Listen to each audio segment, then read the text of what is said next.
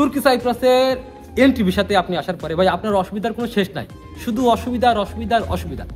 মালয়েশিয়াতে গেলে আপনি পাম বাগানে রাত্রে ঘুমায় দিনের বেলা কাজ করতে পারবেন। তুর্কি সাইপ্রাসে একটা জিনিস মনে রাখেন ভাই, পাম বাগানও নাই যে আপনি পাম বাগানে রাত্রে ঘুমাবেন, দিনের বেলা কোম্পানিতে কাজ করবেন। এই সুযোগ তুর্কি সাইপ্রাস। হ্যালো গাইস, এরকম চিল বেশি, আজকে বাইরে ঠান্ডার পরিমাণ অনেক বেশি, তারপরে আপনাদের রিকোয়েস্টে বা আপনাদের জন্য বাইরে চলে আসলাম, ভিডিও তৈরি করতে হবে এই কারণে। তো আজকে যে এই লাইভে আমি আপনাদেরকে বলছিলাম ভাইরা বিভিন্ন প্রশ্ন করেন, তো আপনারা বলছেন ভাই এনটি বিষয় সম্পর্কে একটা ভিডিও যদি তৈরি করতেন খুব ভালো হতো। যারা এনটি বিষয় সম্পর্কে জানে না বা আমার চ্যানেলে যারা নতুন হয়তো পুরোনো ভিডিওগুলো কেউ দেখেননি, তো চ্যানেলের নিচের দিকে আমি এই ভিডিও ডিসক্রিপশন বক্সেও এই এনটি বিষয়ের ভিডিওগুলো দিয়ে দেবো, আপনারা চাইলে ওখান থেকেও দেখতে পারেন। আর আজকে তো ভিডিও তৈরি করছে অলরেডি।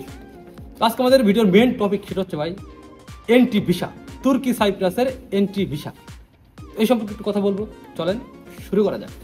তো আজকে আমাদের ভিডিও যে প্রথম যে টপিকটা 1 নম্বর, তুর্কি সাইপ্রাসের এন্ট্রি ভিসা কি। তুর্কি সাইপ্রাসের এন্ট্রি ভিসা ভাই 2 রকম হয়। সেটা হচ্ছে কিছু কোম্পানি আছে এই তুর্কি সাইপ্রাসে যাদের জাস্ট শুধু লাইসেন্সটা আছে, তাদের কোনো কোম্পানি নেই, কোনো কাজ নাই, তাদের কোনো কর্মচারী নাই, ঠিক আছে। জাস্ট তাদের ব্যবসাটা হচ্ছে এরকম যে এই যে কোম্পানির লাইসেন্স, এই লাইসেন্সের উপর ভিত্তি করে আমরা বাংলাদেশ, পাকিস্তান, ইন্ডিয়া, নেপাল, ভুটান, শ্রীলঙ্কা বিভিন্ন জায়গা থেকে আমরা লোক নিয়ে আসবো, অর্থাৎ এক কথা আমরা বাইরের থেকে লোক নিয়ে আসবো। এই হচ্ছে এক ধরনের এন্ট্রি ভিসা, জাস্ট একটা ট্রেড লাইসেন্সের উপর ভিত্তি করে।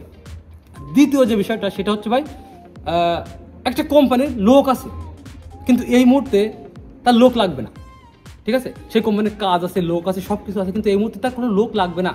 তো কি করবে, এদের সাথে আমাদের যে বাংলা মামাদের তো সিনে, এই মামারা কন্ট্যাক্ট করবে যে ভাই একটা লোক এনে দে, কিংবা আমার একটা পারমিট বের করে দে, তোর আমি এত টাকা দিচ্ছি, এত ইউরো আমি তোরে দিচ্ছি। তো ওই কোম্পানির মালিক ভাববে কি যে আমি তো ফ্রিতে এতগুলো ইউরো পাচ্ছি, এতগুলো টাকা পাচ্ছি, তো একটা পারমিট বের করে দিলে তো কোনো সমস্যা না। তো সে কী করে, তখন সে একটা পারমিট সেই কোম্পানির নামে আবেদন করে একটা পারমিট তাকে বের করে দেয়। দেওয়ার পরে কী হয়, দেওয়ার পরে ওই লোকটা যখন তুর্কি সাইপ্রাস ইমিগ্রেশন পাস করে তখন তাকে ছেড়ে দেওয়া হয়। অর্থাৎ ওই মামারা তাকে নিয়ে এখানে সেখানে বসায় রাখে, কাজ দেয় না, নানান ধরনের সমস্যা। এই হচ্ছে এক ধরনের এন্ট্রি ভিসা। অর্থাৎ তুর্কি সাইপ্রাসের এন্ট্রি ভিসা 2 ধরনের হয়, আমি তো বললামই। এই 2 ভাবে তুর্কি সাইপ্রাসের এন্ট্রি ভিসাগুলো হয় এবং তুর্কি সাইপ্রাসের বাইরের থেকে এই লোকগুলো আনা হয়। এই 2 ধরনের এন্ট্রি ভিসায় 2 নম্বর আমার যে প্রশ্নটা সেটা হচ্ছে ভাই এন্ট্রি ভিসা হতে কত সময় লাগে একটা এন্ট্রি ভিসা হতে তুর্কি সাইপ্রাসে। দেখেন ভাই এন্ট্রি ভিসা 90% এন্ট্রি ভিসা একটু দেরিতে হয়, যেমন আবেদন করার পরে 1 মাস, 1.5 মাস, 2 মাস, 3 মাস, 4 মাস এরকম হয়ে যায়। আর 10% যে ভিসাগুলো এগুলো খুব দ্রুত হয়ে যায়। অর্থাৎ আপনারা জানেন যে এন্ট্রি ভিসা তো প্রথমে শুনলেন যে 2 ধরনের এন্ট্রি ভিসা হয়। তো এন্ট্রি ভিসা মানে কি, এটা কিন্তু একটা অবৈধ কাজ হয়, যে আমার একটা কোম্পানির লোক লাগবে না, একটা কোম্পানির কাজ নেই, একটা কোম্পানির প্রতিষ্ঠান নেই, একটা কোম্পানি জাস্ট একটা ট্রেড লাইসেন্সের উপর ভিত্তি করে লোক নিয়ে আসবে। তো সেক্ষেত্রে কি হয়, এই যে দুর্নীতিমূলক কাজ, এর জন্য তো কিছু সময় লাগে নাকি। তো এই সময়টার কারণে ভাই বেশিরভাগ এন্ট্রি ভিসা অর্থাৎ 90% এন্ট্রি ভিসা একটু দেরিতে হয়, বেশিরভাগই এন্ট্রি ভিসাগুলো একটু দেরিতে হয়। তো এটা ডিপেন্ড করে 1 মাস, 1.5 মাস, 2 মাস, 3 মাস, 6 মাস ডিপেন্ড করে এন্ট্রি ভিসার আপনার যে কোন ধরনের অফিসার বা কোন ধরনের অফিসিয়াল মাধ্যমে কাজগুলো চলতেছে এর উপর ডিপেন্ড করে এই এন্ট্রি ভিসাগুলো হয়, তো একটু সময় লাগে। আজকে আমাদের 3 নম্বর যে প্রশ্নটা ভাই, এই মুহূর্তে এন্ট্রি ভিসা খোলা আছে কিনা। তো আপনারা ইতিমধ্যে কিন্তু জানেন সবাই যে 28 জুলাই তুর্কি সাইপ্রাসের সমস্ত ধরনের ওয়ার্ক পারমিট বন্ধ হয়ে গেছে, ঠিক আছে। তো এন্ট্রি ভিসাটাও ভাই এক ধরনের ওয়ার্ক পারমিট। তো এখানে হয়তো বা কোম্পানি আপনার কোনো দায়িত্ব নেয় না, সেজন্য এটাকে বলে এন্ট্রি ভিসা, জাস্ট আপনাকে এন্ট্রি করায় ছেড়ে দেয়, এজন্য এটাকে বলে এন্ট্রি ভিসা। তো অনেকে ভুল ধরনের এরকম যে ভাই হয়তো ওয়ার্ক পারমিট বন্ধ হয়ে গেছে, এন্ট্রি ভিসাটা খোলা আছে। না ভাই, তুর্কি সাইপ্রাসে অনলি স্টুডেন্ট ভিসা খোলা আছে। এই স্টুডেন্ট ভিসার বাইরে ভাই তুর্কি সাইপ্রাসে সমস্ত প্রকারের ভিসা বন্ধ, এবং এই ওয়ার্ক পারমিট এবং এন্ট্রি ভিসায় সবই সেম জিনিস ভাই। জাস্ট ওয়ার্ক পারমিটে কোম্পানি আপনাকে এনে কাজ দেয়, আপনার দায়িত্ব নেয়, কিন্তু এন্ট্রি ভিসায় আপনাকে আনার পর কোনো দায়িত্ব নেয় না, জাস্ট এই জন্য এটাকে বলে এন্ট্রি ভিসা। তো এন্ট্রি ভিসা বর্তমানে বন্ধ আছে ভাই, কোনো সমস্যা না। আপনারা চাইলে একমাত্র স্টুডেন্ট ভিসায় আসতে পারবেন, তাছাড়া এন্ট্রি ভিসা আপনারা আসতে পারবেন না, এন্ট্রি ভিসাও বন্ধ। আমাদের 4 নম্বর যে প্রশ্নটা ভাই, যে তুর্কি সাইপ্রাসে এই মুহূর্তে যদি আমরা কেউ এন্ট্রি ভিসা আসি, আসার পরে আমরা ভিসা পাবো কি না, তাই তো। তো অনেকের ব্যাপারটা হচ্ছে এরকম যে ভাই আমরা ইনকাম নাই করলাম না বা কাজ করলাম না, কিন্তু আমাদের সেটা হবে কি না। দেখেন ভাই, ভিসা জিনিসটা হচ্ছে এরকম, আপনি যখন এন্ট্রি ভিসায় তুর্কি সাইপ্রাসে আসবেন, আসার পরে আপনার কিন্তু যে কোম্পানি আপনাকে নিয়ে আসছে বেশিরভাগ ক্ষেত্রে আপনাকে ছেড়ে দিবে, অর্থাৎ এয়ারপোর্টটা পাস করার পরে আপনাকে ছেড়ে দিবে, আপনার কোনো কাজ দিবে না, কোনো ভিসা করে দিবে না, এক কথা আপনার কোনো দায়িত্ব নিবে না। তো সেক্ষেত্রে কিছু কিছু ক্ষেত্রে কী করে, এই যে মামারা, বাংলাদেশের যে মামারা অর্থাৎ দালাল, এরা কি করে, এরা কন্ট্যাক্ট করে কোম্পানির সাথে যে আপনি এর 1 বছরের একটা ভিসা করে দেন, 1 বছরের একটা ভিসা করে দেন। তো এটা খুবই কম, এটা খুবই কম, অধিকাংশ ক্ষেত্রে এটা হয় না, কিন্তু বেশিরভাগ ক্ষেত্রে আপনার আনার ফলে ছেড়ে দেয়। তো কিছু কিছু ক্ষেত্রে যদি আপনার মামা ভালো হয় বা মামার যোগাযোগটা একটু ভালো থাকে, তাহলে এই ভিসা আসার পরেও আপনি 1 বছরের একটা ভিসা পাবেন এই তুর্কি সাইপ্রাস। 5 নম্বর আমাদের যে প্রশ্নটা ভাই, এন্ট্রি ভিসায় আসলাম, ভিসাও পেলাম, এখন আমাদের কি হবে? দেখেন, এন্ট্রি ভিসায় আসার পরে আপনি যখন একটা ভিসা পাবেন, তখন কিন্তু এই তুর্কি সাইপ্রাসে ভিসার একটা সিগরটা দিতে হয়। সিগরটা সম্পর্কে হয়তো বা আপনারা জানেন। সিগরটা হচ্ছে তুর্কি সাইপ্রাসে একটা ভিসা চালাইতে গেলে প্রত্যেক মাসে একটা নির্দিষ্ট পরিমাণ টাকা বা ইন্স্যুরেন্স আপনাকে দিতে হয়, আর এই ইন্স্যুরেন্সটা আপনি ফেরত পাবেন না। এটা ফেরত পাবেন যখন আপনি বিয়াস কিনলে কার্ড করবেন তখন। এটা অনেক ব্যাপার, যেটা ডিটেলসে বললাম না। যখন আপনি যখন একটা ভিসা পাবেন, তো ভিসার একটা সিগরটা দিতে হবে, একটা ইন্স্যুরেন্স দিতে হয় প্রতি মাসে। তো এটা চালাইতে গেলে কি করতে হবে? এই টাকাটা প্রতি মাসে দেওয়া লাগবে। তো আপনি যখন একটা এন্ট্রি ভিসা এসে যখন একটা ভিসা পাবেন, ওই কোম্পানি যেহেতু আপনার দায়িত্ব নিবে না, এই কোম্পানি কিন্তু আপনার ভিসার সিগরটাও দিবে না। তো সেক্ষেত্রে এই সিগরটার টাকাটা কিন্তু সম্পূর্ণ আপনাকে বহন করতে হবে।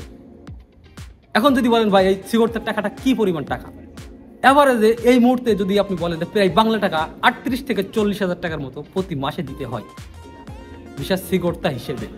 তো আপনি ভাই তুর্কি সাইপ্রাসে এই মুহূর্তে আসলেন, আসার পরে একটা ভিসাও করলেন, এন্ট্রি ভিসা আসার পরে ভিসা করার পরে কি সিগরটা, এটা কিন্তু আপনার নিজস্বভাবে দিতে হবে। অর্থাৎ আপনার ভিসা চালাইতে গেলে যে পরিমাণ খরচ, সমস্ত খরচটাই আপনাকে নিজেকে বহন করতে হবে। আজকে আমাদের 6 নম্বর যে প্রশ্নটা, সেটা হচ্ছে ভাই, তুর্কি সাইপ্রাসে আমি যখন এন্ট্রি ভিসায় আসলাম, আসার পরে যে কোনোভাবে আমি ভিসা করলাম কি ভিসা করলাম না, কিংবা কাজ পেলাম কি পেলাম না, কিংবা যে কোনো এক জায়গায় কাজ করতেছি আমি, এখন আমি কাজ পরিবর্তন করতে পারবো কি না? ঠিক আছে, তো আপনি যদি ভিসা পান ভাই, তো সর্বনিম্ন 1 বছর আপনাকে থাকতে হবে একটা চিকিৎসা পেপারের জন্য, তারপরে আপনি কাজ পরিবর্তন করতে পারবেন। এবং অনেক কোম্পানি কি করে, 6 মাস পরে চিকিৎসা পেপারটা দিয়ে দেয়, অর্থাৎ ছাড়পত্র, কাজ পরিবর্তনের জন্য ছাড়পত্র এটা দিয়ে দেয়। তো এক কথা হচ্ছে ভাই, তুর্কি সাইপ্রাসে এন্ট্রি ভিসা আসার পরে আপনি যদি ভিসা পান, তাহলে 6 মাস অথবা 1 বছর পরে আপনি এই চিকিৎসা পেপারটা নেওয়ার পরে আপনি কাজটা পরিবর্তন করতে পারবেন। আর তুর্কি সাইপ্রাসে এন্ট্রি ভিসা আসার পরে আপনার যদি কোনো ভিসা না থাকে, তাহলে আপনি যে কোনো জায়গায় যে কোনো কোম্পানিতে কাজ করতে পারবেন অবৈধভাবে, যেখানে আপনার কোনো পেপারের দরকার হবে না, কারণ আপনি তো অবৈধ। একটা অবৈধ লোকের তো কোনো কিছু দরকার হয় না। একটা অবৈধ লোক মানে কি, সে কোনো নিয়মের ভিতরে নয়, সে নিয়মের বাইরে। সুতরাং ভাই, আপনারা যদি তুর্কি সাইপ্রাসে এন্ট্রি ভিসা আসেন, আসার পরে আপনারা ইচ্ছা মতো অবৈধভাবে আপনারা যে কোনো কোম্পানিতে কাজ করতে পারবেন। আর যদি ভিসা থাকে, সেক্ষেত্রে কিছুটা নিয়মের ভিতর দিয়ে আপনার কাজটা পরিবর্তন করতে হবে। 7 নম্বর যে প্রশ্নটা, তুর্কি সাইপ্রাসে এন্ট্রি ভিসা আসার পরে আমাদের সুবিধা অসুবিধা কি? তো প্রথমে সুবিধার কথা বলি ভাই, তুর্কি সাইপ্রাসে এন্ট্রি ভিসা আসার পরে আপনার জন্য কোনো সুবিধা নাই, আপনার জন্য সুবিধা 0। ঠিক আছে, আর যদি আপনি অসুবিধার কথা বলেন, তাহলে অসুবিধার শেষ নেই। প্রথম অসুবিধা হচ্ছে, আপনাকে যে মামা তুর্কি সাইপ্রাস এয়ারপোর্ট পাস করাবে, আপনাকে ছেড়ে দিবে, বেশিরভাগ ক্ষেত্রে ছেড়ে দেয়। বেশিরভাগ ক্ষেত্রে যে কোনো একটা রুমে নিয়ে 15 দিন 20 দিন 30 দিন আটকে রাখবে। যে কোনো ক্ষেত্রে দেখা যায় এমনও হইতে পারে যে আপনার কাজ দিবে না। আর যে কোম্পানিতে আপনি আসছেন, ওই কোম্পানিতে চোখেই দেখতে পাবেন না আপনি কোন কোম্পানি আমাকে নিয়ে আসলো। আর ভিসার কথা তো ভুলেই যান, ভিসা তো আপনার হবেই না। যে কোনোভাবে হয়তো আপনি কাজ ম্যানেজ করতে পারবেন, ভিসা আপনার হবেই না বেশিরভাগ ক্ষেত্রে। তো তুর্কি সাইপ্রাসের এন্ট্রি ভিসাতে আপনি আসার পরে ভাই, আপনার অসুবিধার কোনো শেষ নাই, শুধু অসুবিধা আর অসুবিধা আর অসুবিধা।